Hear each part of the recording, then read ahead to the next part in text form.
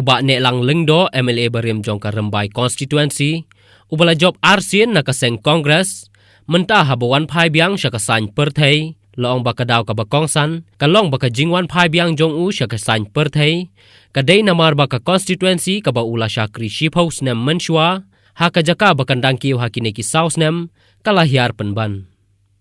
Bat ki pai ba kila kerpat ban wan pai biang, ban sain dur themaya ka constituency, bat ya ka district hi barok kawai.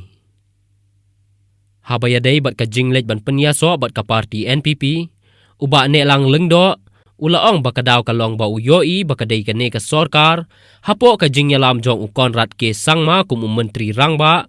ulas ngap ya ka jing dawa jong ki pai ba ka jela, kabakila dawa na kapor siya kapor. Kadaw mga wan biang sa jima, ipurlo de bisa mga klemrem. Nga chusangnya nga pik hakini gi saus nem ka jing duna kalapalat.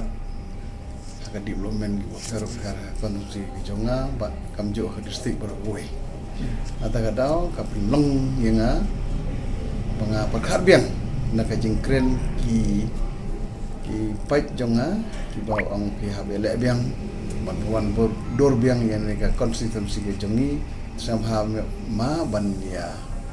wan biang semat da jing kerpat lang jong pi nak ta kadaw nga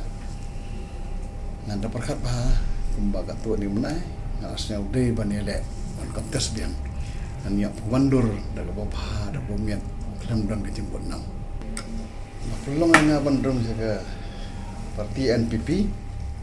kani ka soka ka kwa ro penterikam ka ALP kani ka soka ro ka kwa man penderum kiten kasi bat karo man penderum se kata ka chadil bat kani ka soka ro ka kwa bandon la ka jong ki IS kadar namar hado munta kala hablang baka asam hado munta ki IS kidon tang sa pangut apa kastet Meghalaya jami kejing sa teng kejing sa teng kejing kia do kata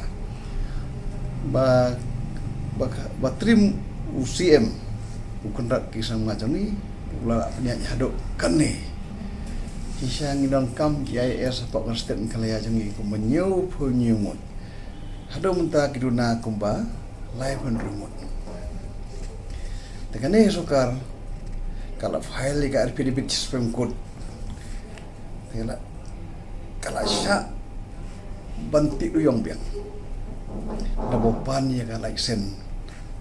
man pemi obal pemi haus mem arah jaga kandai tain ta kenten boleh sipun